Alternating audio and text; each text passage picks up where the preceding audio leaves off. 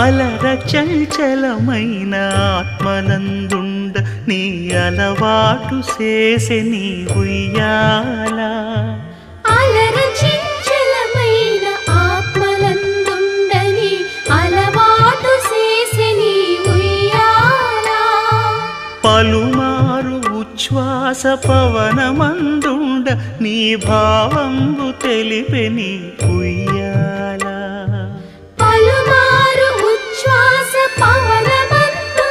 నీ భావంబు తెలిపే నీ ఉయ్యాల.